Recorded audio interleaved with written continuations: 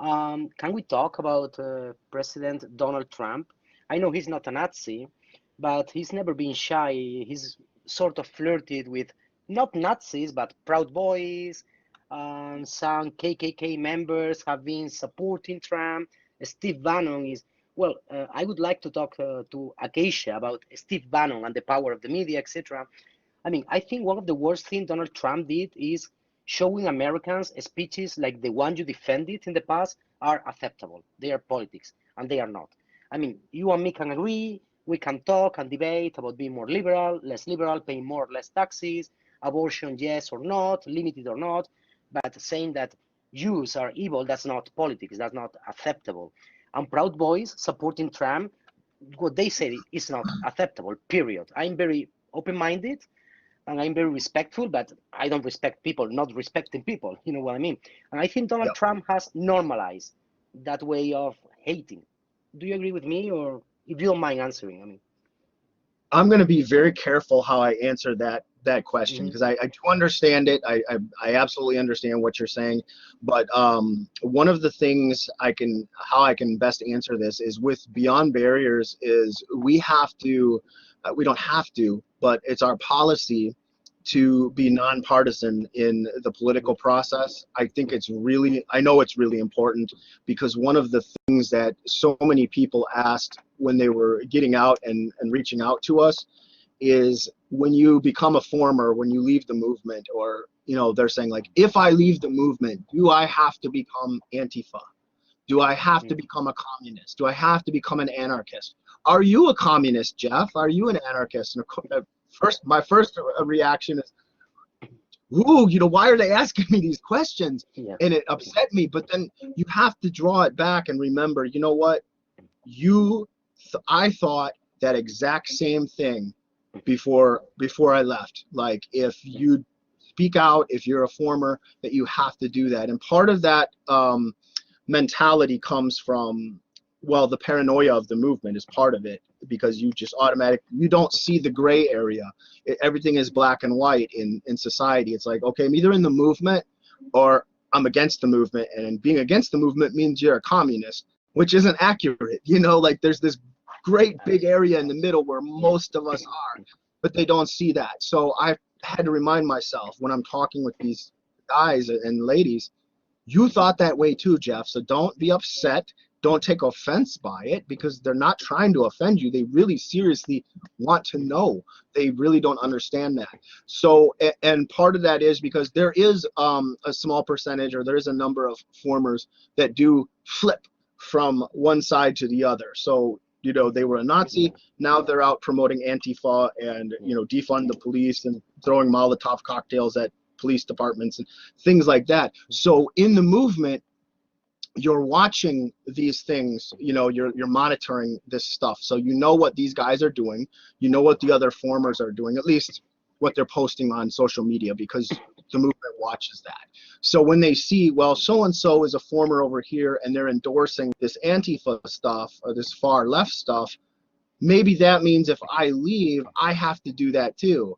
And I couldn't tell you, like, it was literally every single person that was reaching out at first, asking those questions. So I've been pretty vocal about it, saying like, listen, you don't have to do that. Most of us are here in the middle. You don't have, Yeah. if you choose to Uh, go further left, fine, but stay legal. Don't do the bad yeah. stuff. So we'll say that, because personally, what we're seeing is, in those cases when someone does go, like, one day they're in the movement and the next day they join the Communist Party or something like Yeah. that, they're still an extremist. They've not disengaged and they've not de-radicalized. They've simply switched their form of extremism. I, I'm going to rephrase because I understand and I think it's very important to be non-partisan for your organization.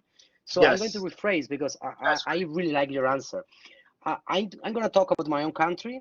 In my own country, I don't know how familiar you are with Spain, but there is this new political party, Vox, and this party is being advised by Steve Bannon and David Duke, the great dragon from the KKK. He came here to congratulate them, and they are talking about multicultural garbage or dumpster for places with immigrants.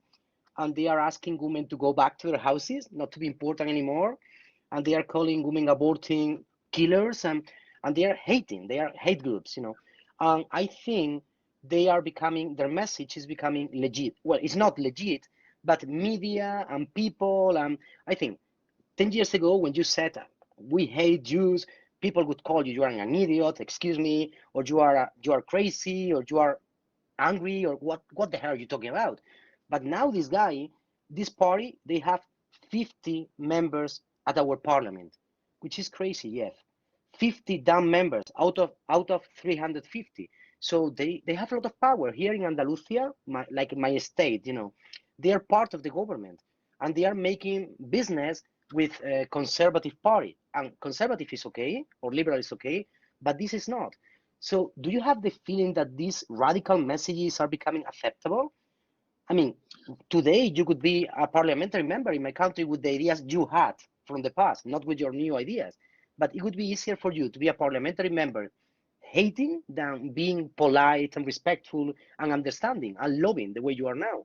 And that's crazy. Why is that becoming acceptable? Yes. Do you have an answer? Or, well, not an Oh answer, yeah. but any idea about? No, that's a great question, and you're right. And this is something that's made the work that we do quite a bit more difficult recently because, and this is another thing that I've heard people say that are coming out.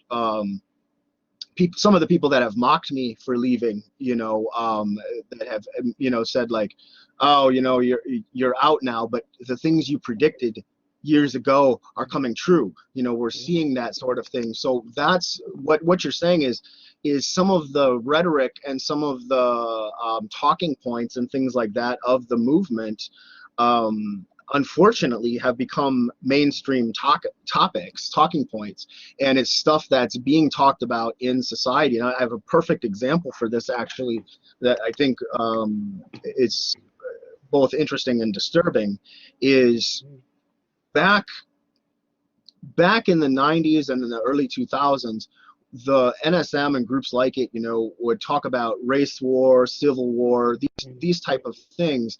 And it got to the point where I don't know the exact year, but it got to a point where as a party or as an organization, we said, we need to stop publicly talking about race war and civil war because it's probably not going to happen.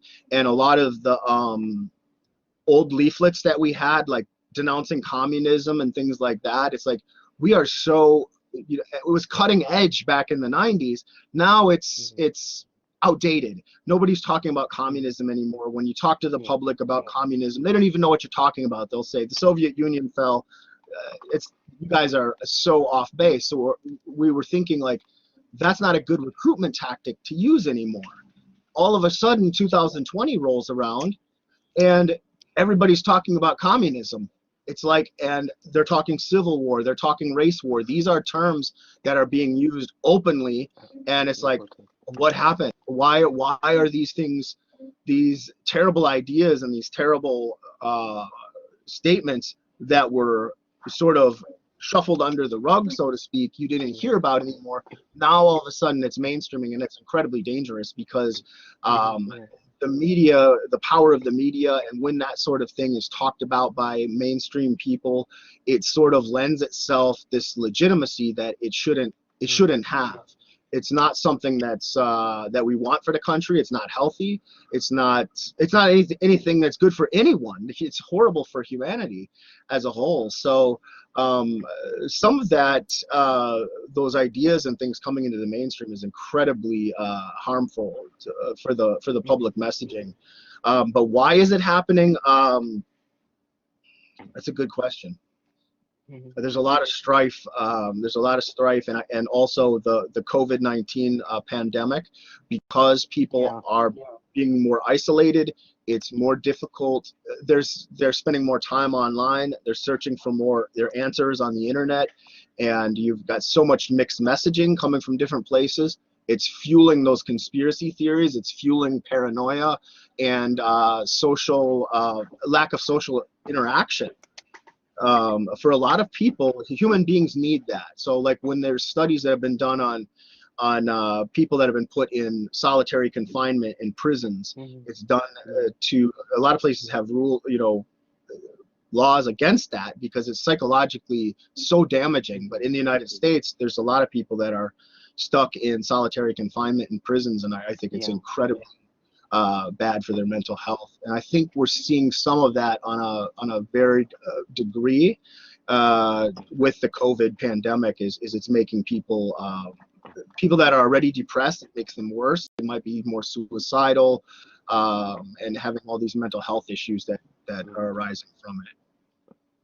Well, thank you. You answered my one of the final questions was regarding COVID-19, and how this pandemic could foster or promote, hate. And I agree with you. I think it is the perfect time for a Nazi ideology to spread, or for paranoia or conspiracy, or etc., etc.